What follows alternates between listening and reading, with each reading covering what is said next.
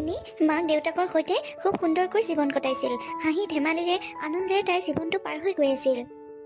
মাক দেউতাকৰ মিনি একমাত্ৰ সন্তান আছিল আৰু তাইক দুয়োজনে বহুত মৰম কৰিছিল। মিনিয়ে মাক দেউতাকৰ সৈতে হাঁহি আনন্দেৰে জীৱন কটাইছিল। নিয়তিৰ হয়তো সেইটো সহ্য হোৱা নাছিল। মিনি মাকৰ আগৰ পৰাই পেচা আছিল আৰু হঠাতে এদিন পেচা ষ্টক হ'ল। মিনিমা, মোৰ সময় শেষ হৈ গৈ আছে। তই দেউতাৰ সৈতে ভালদৰে থাকিবি দেই। দেউতাৰীক বেছি আমনি নকৰিবি দেই শুন। ভালদৰে থাকিবি। মোৰ সময় শেষ। মোক আৰু নাপাওঁ। তহঁতে ভালদৰে থাকিবি দেই শুন। মা, তোমাৰ ইয়াত কি হৈ গ'ল মা? তোমাক এৰি মই থাকিব নোৱাৰো মা। তুমি আমাক এৰি নাযাবা মা। তুমি গুচি গ'লে আমি কেনেকৈ থাকিম মা? আমাক এৰি নাযাবা, আমাক এৰি নাযাবা। মই তোমাক এৰি থাকিব নোৱাৰো। তুমি আমাক এনেকৈ এৰি যাব নোৱাৰা। তুমি কিয় এবাৰো নাভাবিলা আমি দুইজনে কেনেকৈ থাকিম তোমাক এৰি? তুমি আমাক এনেকৈ অকলশৰীয়া কৰি যাব নোৱাৰা। মা, তুমি মোক এবাৰ মাত দিয়াচোন। তুমি এনেকৈ কিয় শুই আছা? ব'লা ভিতৰত সোমাই ব'লা। মা, মই একো দুষ্ট নকৰো। মই তোমাক আমনিও নকৰো। তুমিনো কিয় মোক মাত নিদিয়া? মইনো কি কৰিলো তুমি মোক ইমান বেয়া পাইছা? মোক নমতাকৈ শুই আছা। মইনো কি দুষ্ট কৰিলো, কি চগৰ লগালোনো তোমাক মা? দেউতা, মাক কোৱাচোন মোক মাত দিবলৈ। মাইনো মোক কিয় মাত নিদিয়ে? কিয়নো ইমান বেয়া পাই আছে দেউতা? মাক কোৱাচোন। মিনিমা, তুমি নাকান্দিবাচোন শুন। এয়া চব নিয়তিৰ খেল। ভগৱানে তোমাৰ মাক বেছিকৈ ভাল পায় যে ভগৱানে তেওঁৰ ওচৰলৈ তোমাৰ মাক লৈ গুচি গ'ল। আমাৰ লগত নাথাকে আৰু। মায়ে আমাক এৰি গুচি গ'লেও শুন, তুমি মোৰ লগত থাকিবা। মই আছো নহয়। মিনিমা, তুমি ঘৰতে থাকিবা দেই শুন। মই কাম এটা বিচাৰি যাওঁ। ঘৰত দেখোন ৰান্ধিবলৈ আৰু আমি দুইজনে খাবলৈ একোৱেই নাই। মই তোমাৰ লগত যদি ঘৰতে থাকো তেনেহ'লে আমাৰ খোৱা যোগাৰ কোনে দিবনো? সেইকাৰণে মই বাহিৰলৈ কাম এটা বিচাৰি যাওঁ। কিজানি কাম এটা পাওঁৱেই। ঠিক আছে দেউতা, তুমি যোৱা। মই ঘূৰি নহালৈকে তুমি ঘৰতে থাকিবা দেই, কলৈকো নাযাবা। দেউতা, তুমি নিশ্চিন্ত হৈ যোৱা। মই কলৈকো নাযাওঁ। মই ঘৰতে থাকিম। এনেকৈ মিনি আৰু দেউতাকৰ দিনবোৰ পাৰ হৈ গৈ আছিল। দেউতাক কামলৈ যোৱাৰ পাছত মিনি যদি স্কুল থাকে স্কুললৈ গৈছিল আৰু নাথাকিলে ঘৰতে সৰু সুৰা কাম কৰি তাই দিনটো পাৰ কৰিছিল। দিনবোৰ বাগৰাৰ লগে লগে মিনিও ডাঙৰ হ'ল। মিনিমা, এতিয়ালৈকে গৰুৰ খেৰবোৰ কাটি আছা যে, আজি ভাত পানী ৰন্ধা নাই নেকি? ৰন্ধা বঢ়া কৰি হোৱালৈ দেউতা, তুমি হাত মুখকেইটা ধুই আহা, মই তোমাক খাবলৈ দিম। গোটেই ঘৰৰ কাম বনবোৰ কৰি ৰন্ধা বঢ়া কৰি এতিয়া আকৌ গৰুৰ খেৰ কাটি আছা। মোৰ ছোৱালীজনী সঁচাকৈ ডাঙৰ হৈ গ'ল। গোটেই ঘৰখন চম্ভালিব পৰা হৈ গ'ল। অকলে তুমি গৰুৰ দানা দিয়া, খেৰ দিয়া, ঘৰৰ কাম কৰা, ভাত ৰন্ধা সকলোখিনি চম্ভালিব পৰা হলা। তোমাৰ বৰ কষ্ট হৈ চাগে ন মা? দেউতা, মোৰ যিমান কষ্ট হোৱা বুলি তুমি ভাবিছা মোৰ সিমান কষ্ট হোৱা নাই নহয়। মই দেখোন ইমান কামেই কৰা নাই। ঘৰত ৰন্ধা বঢ়াৰ কাম আজি সোনকালে হৈ গৈছে, কাৰণ ঘৰত ৰান্ধিবলৈ একোৱেই নাই। অকণমান আলু ভাজি আৰু ভাতখিনিহে বনাই থৈছো। তুমি নিমখ তেল দি আৰু আলু ভাজি কণেই ভাত খাব লাগিব। সঁচাকৈ আই, মই বৰ দুৰ্ভগীয়া। মই তোমাক নিমখ ভাতকেইটাৰ বাহিৰে একোৱেই যোগাৰ দিবলৈ পৰা নাই। ভাল বস্তু এটাও আনি খুৱাবলৈ পৰা নাই।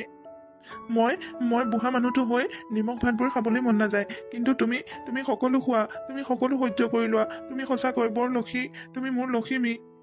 মোক তোমাৰ লক্ষী ছোৱালী বুলি নকবা দেউতা। মই যদি তোমাৰ লক্ষী ছোৱালী হলো হয় তুমি ইমান দিনে ইমান কষ্ট কৰি খাব লগা নহলে হয়। মই তোমাক খাবলৈ দিওঁ গৈ দেউতা। যাচোন তুমি ভৰি হাতখিনি ধুই আহা। আজি ভাত নাখাওঁ দিয়া মিনিমা। এই নিমখ ভাতবোৰ মোৰ দেখোন গলা দি পাৰেই হৈ নাযায়। তুমি মোক এগিলাচ পানী আনি দিয়া। পানী গিলাচ খাই মই অলপ আৰাম কৰিম আৰু তাৰ পাছত আবেলিকৈ মই মাছলৈ যাব লাগিব। একেবাৰে নহ'ব দেউতা, তুমি এতিয়া কিবা এটা খাবই লাগিব। তুমি নিজৰ চেহেৰাটো চাইছানে বাৰু? এনেকৈ যদি তুমি নোখোৱা নোপোৱাকৈ থাকা তুমি দেখোন বেমাৰত পৰিবা।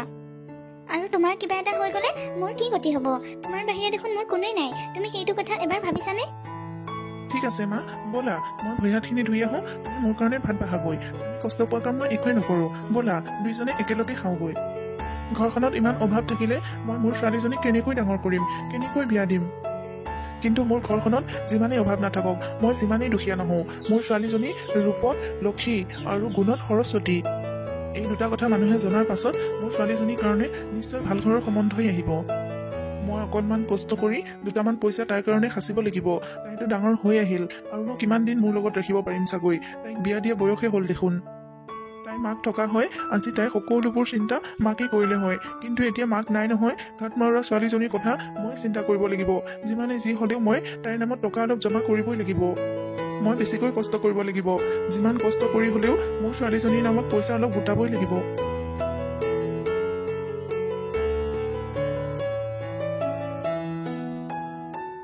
নিমখ ভাতবোৰ বনালে দেউতাই খাবলৈ মন নকৰে।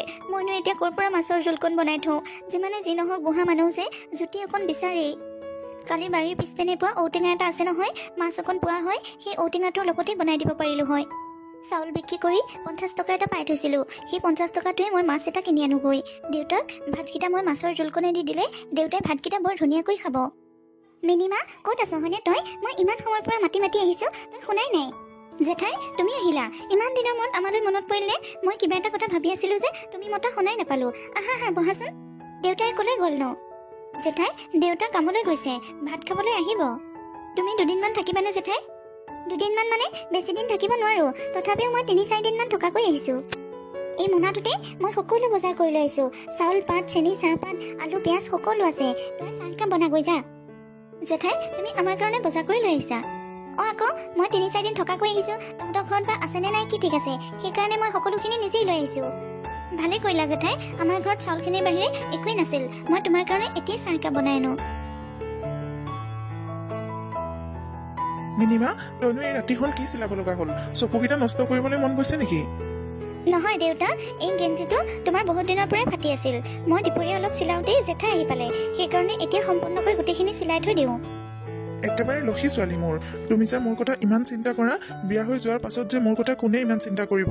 মই যে একেবাৰে অকলশৰীয়া হৈ যাম দেখোন। একেবাৰে নাযাওঁ দেউতা, তোমাক এৰি মই কলৈকো নাযাওঁ। এইটো কথা মই আজি তোমাক কৈ থলোঁ, তুমি চাই ল'বা কিন্তু তুমি মোক কলৈকো দিব নোৱাৰা। একেবাৰে বুজি নোপোৱা। তুমি গোটেই জীৱনটো মোৰ লগত থাকিব পাৰিবা জানো মা? তোমাৰ নিজৰ ভৱিষ্যত এটা আছে নহয়, তোমাৰ নিজৰ জীৱনৰ কথাও চিন্তা কৰিব লাগিব। ছোৱালীৰ দেউতাক হ'লে এইখিনি কষ্ট পাবই লাগিব। ইমান সৰুৰ পৰা ডাঙৰ দীঘল কৰি খুৱাই বুৱাই ৰাখি পিছত আকৌ ডাঙৰ কৰি বেলেগ এখন ঘৰলৈ পঠাই দিব লাগে। দেউতাকজন অকলশৰীয়া হৈ যায়, এইটো কপালৰে লিখন। এইটো কষ্ট যে কিমান ডাঙৰ কষ্ট হয় দেউতাকহঁতেহে বুজি পায়। এইটো কেতিয়াও প্ৰকাশ কৰিব নোৱাৰি। এজন দেউতাকৰ কাৰণে নিজৰ ছোৱালীজনী পৃথিৱীৰ সকলো বস্তুতকৈ মূল্যৱান হয়, আৰু সেই মূল্যৱান বস্তুটো লোকক দি দিব লগা হয়। দেউতা এনেকৈ নকবাচোন, মই তোমাক এৰি কলৈকো নাযাওঁ। হলধৰ, বহুত দিন হ'ল তোমাৰ ঘৰলৈ যাম বুলি ভাবি আছিলোঁ। তুমি কলৈ যাব ওলাইছানো? কলৈ যাম নো? ৰাতিপুৱা হ'লে কামলৈ যাওঁ আৰু সন্ধিয়া হ'লে ঘৰলৈ আহোঁ। কাম কৰি খোৱাৰ বাহিৰেনো আমাৰ কি উপায় আছে? হলধৰ, তোমাৰ লগত দৰকাৰী কথা এটা আছিল। হয় কোৱা আকৌ। ক'ৰবাত কিবা হৈছে নেকি আকৌ? তোমাৰ ছোৱালীজনীৰ যথেষ্ট ডাঙৰ হৈছে দেখোন, বিয়া দিয়া বয়সো হৈ গৈছে। তাইকনো তুমি কেতিয়াকৈ বিয়া দিবা, নে এনেকৈ ঘৰতে ৰাখি থবা? বিয়াটো দিবই বিচাৰোঁ। বিচাৰিলে হ'ব জানো? ভাল ল'ৰা এজননো ক'ত পাওঁ? বিয়া জানো দিওঁ বুলিয়ে দিব পাৰোঁ? জমা পইচা বুলিবলৈ দেখোন অলপো নাই। ইমান চিন্তা কৰি থাকিলে তোমাৰ কাৰণে কিন্তু বেয়া হ'ব। তোমাৰ ছোৱালীজনী দেখিবলৈ খুব সুন্দৰী, সেইকাৰণে তাইক বেছি দিন ঘৰত বহাই নাৰাখি বিয়া দি দিয়া। পাছত কিন্তু তোমাৰ বিপদ হ'ব। নিজৰ ছোৱালী বুলি মই ভাবোঁ তাইক, সেইকাৰণে মই তোমাক কৈছোঁ যিমান পাৰা সোনকালে বিয়াখন দি দিয়া। বিপদ আহিব মানে ক'ৰবাত কিবা হৈছে নেকি? তুমি নিশ্চয় গাঁৱত কিবা এটা শুনিছা, সেইকাৰণেতো তুমি এনেকৈ কৈছা। কি বিপদ আহিব পাৰেনো? ক'ত কি হৈছে মোক পৰিষ্কাৰ কৰি কোৱাচোন। আমাৰ গাঁও যে সেই জমিদাৰটো এতিয়ালৈকে 3জনী বিয়া কৰালে। এতিয়া শুনিছোঁ সি আকৌ বিয়া কৰাব, আৰু তোমাৰ ছোৱালীজনী তাৰ বোলে পচন্দ হৈছে। এতিয়া বোলে তোমাৰ ছোৱালীজনীক কি বিয়া কৰাব। গোটেই গাঁওখনত তোলপাল লাগি আছে। তুমি এতিয়ালৈকে কাৰো পৰাই শুনা নাই নে? তুমি একোৱেই গম নোপোৱা? সেই বজ্জাত জমিদাৰটো সি মোৰ ছোৱালীজনীক বিয়া কৰায়। 3জনীকৈ বিয়া কৰালে, এতিয়াও তাৰ শান্তি হোৱা নাই। তাৰ চকুত এতিয়া আকৌ মোৰ ছোৱালীজনীহে পৰিছে। সি ধনী হ'ল বুলি, জমিদাৰ হ'ল বুলি তাৰ যি মন যায় তাকে কৰিব। হা, তাৰ ইমান সাহস। আমি দুখীয়া হ'ব পাৰোঁ, মই মোৰ ছোৱালীজনীক বহুত কষ্ট কৰি ডাঙৰ দীঘল কৰিছোঁ। ফুলৰ দৰে মোৰ ছোৱালীজনী। তাই পিনে যদি কোনোবাই বেয়া চকুৰে চাই নহয়, তাৰ চকু মই উলিয়াই আনিম। খং নকৰিবা। খং কৰিলে সিদ্ধান্ত ল'লে ভুল হ'ব। সেইকাৰণে ঠাণ্ডা মগজুৰে কি কৰিলে ভাল হয় ঘৰত গৈ আলোচনা কৰি সিদ্ধান্ত এটা লোৱাগৈ। জমিদাৰ বহুত হাত দীঘল মানুহ, বহুত টকা পইচাও আছে, আৰু বহুত মানুহো আছে। ইচ্ছা কৰিলে তোমাক মাৰি কৰি তোমাৰ ছোৱালীক উঠাই লৈ যাব। সেইকাৰণে জমিদাৰৰ লগত সংৰাগ কৰি একো লাভ নাই, হিতেই বিপৰীতহে হ'বগৈ। আমি তোমাক বেয়া নাপাওঁ, আৰু তোমাৰ ছোৱালীজনীও বেয়াটো চিন্তা নকৰোঁ। সেইকাৰণে আগতীয়াকৈ কৈ দিলোঁ। তোমাৰ ঘৰলৈ জমিদাৰে মানুহ পঠাব, তেতিয়া বুজাই শুনাই কিবা এটা বুদ্ধি কৰি সিহঁতক পঠাই দিবা। এইটো কোনো কাৰণতেই হ'ব নোৱাৰে। মোৰ ছোৱালীজনীক সেই পাষণ্ডটোৰ লগত কেতিয়াও বিয়া নিদিওঁ। ইমান কষ্ট কৰি ডাঙৰ দীঘল কৰি এতিয়া এইটোহে হ'লগৈ। হে ভগৱান, এইটো দিন দেখাৰ আগতেই মোক মাৰি নেপেলোৱা কিয়? এতিয়া আমাক ভগৱানে সহায় নকৰিলে উপায় নাই আৰু। মইতো জমিদাৰৰ লগত যুঁজিবও নোৱাৰো। কি কৰিম বাৰু? হে ঈশ্বৰ, কিবা এটা উপায় দিয়ক। ঘৰত কোনোবা আছেনে ঘৰত? এয়া কি আপোনালোক? হয়, আমাক জমিদাৰ পঠাইছে আপোনালোকৰ ঘৰলৈ। জমিদাৰ খবৰ দি পঠাইছে অহা মাহৰ 5 তাৰিখে বিবাহৰ শুভ দিন আছে। সেইদিনাখনে জমিদাৰৰ সৈতে আপোনাৰ কন্যা শুভ বিবাহ সম্পন্ন কৰা হ'ব। জমিদাৰ আপোনাৰ ছোৱালীজনীক সমস্ত গহনা গাঁঠৰিৰ কাপোৰ কানি দি পঠাব। সেইদিনাখন সোনকালে গৈ আপুনি আৰু আপোনাৰ কন্যা সেই অনুষ্ঠানত উপস্থিত হ'ব লাগিব। এয়া আপোনালোকে কি কৈছে? মোক একো নজনোৱাকৈ মোৰ ছোৱালীজনী বিয়াৰ দিন ঠিক কৰা তেওঁ ক'ত সাহস পালে? মোৰ ছোৱালীক নোসোধাকৈ নজনোৱাকৈ তেওঁ তাইৰ বিয়া ঠিক কৰিবলৈ ক'ত ইমান সাহস পালে? ইমান সাহস তাৰ? ইমান সংগ্ৰাম কৰাৰ একো প্ৰয়োজন নাই। জমিদাৰে কৈ পঠাইছে আপোনাৰ যদি কিবা আপত্তি থাকে তেনেহ'লে এতিয়া আপোনাৰ হাত ভৰি বান্ধি জমিদাৰ ঘৰত লৈ যাবলৈ কৈছে। প্ৰয়োজন পৰিলে আপোনাক বন্দী কৰি আপোনাৰ ছোৱালীক তেওঁ বিয়া কৰাব। কিন্তু আপোনাৰ ছোৱালীক তেওঁ বিয়া কৰাবই। কি? মোক বন্দী কৰি সি মোৰ ছোৱালীৰ সৈতে বিয়া কৰায়? তাৰ ইমান সাহস? সি 3জনীকৈ এতিয়ালৈকে বিয়া কৰালে, এতিয়াও তাৰ শান্তি লগা নাই। এতিয়া গৈ মোৰ ছোৱালীজনীকহে পালেগৈ। মোৰ ছোৱালীজনীৰ ওপৰত তাৰ চকু পৰিছে। তাৰ চকু মই উঘালি আনিম। আপুনি আমাক বেছিকৈ সংগ্ৰাম কৰি নেদেখাব। আমাক আদেশ দি পঠাইছে। আপুনি উল্টা পুল্টা কৰিলে আপোনাক হাত ভৰি বান্ধি লৈ যাব কৈছে। জমিদাৰ বাবু বহুত শান্তসুস্থ আৰু মৰমীয়াল, সেইকাৰণে কৈ পঠাইছে আপোনালোকক ভালদৰে বুজাই দিবলৈ।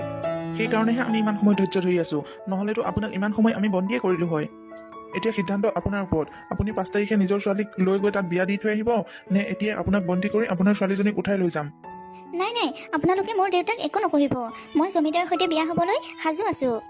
আপোনালোকে জমিদাৰক কৈ দিবগৈ অহা মাহৰ 5 তাৰিখে মই আৰু দেউতা সঠিক সময়ত গৈ উপস্থিত হ'ম। আৰু লগতে ক'ব তেখেতৰ প্ৰস্তাৱটো মই গ্ৰহণ কৰিছোঁ। এইবোৰ কি কৈছা মাজনী? তুমি জানানে তেওঁৰ বিষয়ে? মই চব জানো দেউতা, মই ঘৰৰ ভিতৰৰ পৰা সকলো শুনি আছো। ঠিক আছে, এতিয়া তেনেহ'লে আপোনালোক গৈ থাকক। ভাল বাৰু, আমি তেতিয়াহ'লে গৈ থাকো। মাজনী, মই জীয়াই থাকোঁতেই তোক সেই জমিদাৰ লম্পটটোৰ লগত কেতিয়াও বিয়া দিব নোৱাৰো। মনে মনে থাকা দেউতা, মই যদি এতিয়া সেই মানুহজনক বিয়া নকৰাওঁ তেনেহ'লে সৰ্বনাশ হৈ যাব। তেওঁলোকে বাৰে বাৰে কি ধমকি দিছে তুমি শুনা নাই জানো? তেওঁলোকে তোমাক হাতে ভৰিয়ে বান্ধি বন্দী কৰি থ'ব। এইটো কেতিয়াও হ'ব নোৱাৰে। মোৰ কাৰণে মোৰ জীৱনটোতকৈও বেছি মূল্যৱান তুমি দেউতা। মোৰ কাৰণে তোমাৰ কিবা হ'ব সেইটো মই কেতিয়াও হ'ব দিব নোৱাৰো। তোমাৰ কাৰণে মই চব কৰিবলৈ সাজু আছো। মই তোমাৰ একো ক্ষতি হ'ব নিদিওঁ দেউতা। সঁচাকৈ কৈছো মাজনী, এইবোৰ মোৰ একেবাৰে সহ্য হোৱা নাই। মই মৰি যাম, তথাপিও এইখন বিয়া কেতিয়াও হ'বলৈ নিদিওঁ। মই এটা উপায় ভাবিছো, তোৰ কি কি বয় বস্তু আছে সকলোবোৰ বান্ধি লওঁ। আজি ৰাতিৰ ভিতৰতে আমি এই গাঁওখন আৰু এই ঘৰখন এৰি গুচি যাব লাগিব। এই গাঁওখনত আমাৰ এই ঘৰটোৰ বাহিৰে একোৱেই নাই। এই ঘৰটো এতিয়া আমি এৰি থৈ যাব লাগিব। তই দেৰি কৰি নাথাকিবিচোন, উঠ। তোৰ কি কি বয় বস্তু আছে তই বান্ধি লগৈ। আমি প্ৰথমতে তোৰ জেঠাইৰ ঘৰলৈ যাম। তাতেই এদিন বা দুদিন থাকি আমি বেলেগলৈ গুচি যাব লাগিব। নহ'লে জমিদাৰ মানুহে আমাক তাতো বিচাৰিবগৈ। এইবোৰ কি কৈছা দেউতা? আমি এতিয়া ঘৰ দুৱাৰ এৰি ক'ৰবালৈ যাবগৈ লাগিব। আই, আমি ৰাতিৰ ভিতৰতে যাবগৈ লাগিব। এই ঘৰ দুৱাৰতকৈ বেছিকৈ ডাঙৰ সম্পদ তই মোৰ কাৰণে। এই ঘৰ দুৱাৰ মই সকলো এৰিবলৈ সাজু আছো। তোৰ জীৱনটোৰ কাৰণে, তোৰ ভালৰ কাৰণে মই সকলো এৰিবলৈ প্ৰস্তুত আছো। মিনিমাই দেউতাকৰ কথা মতেই সেই ঘৰ এৰি অহাৰ সিদ্ধান্ত ল'লে। দেউতাকৰ যিহেতুকে কোনো কিছুৱে নাই, সেইকাৰণে আৰু কথা বহলাই নাথাকি তাই আৰু দেউতাক লগ লাগি সেই এন্ধাৰ ৰাতিয়েই সকলো বয় বস্তু বান্ধি ঘৰৰ পৰা গুচি গ'ল।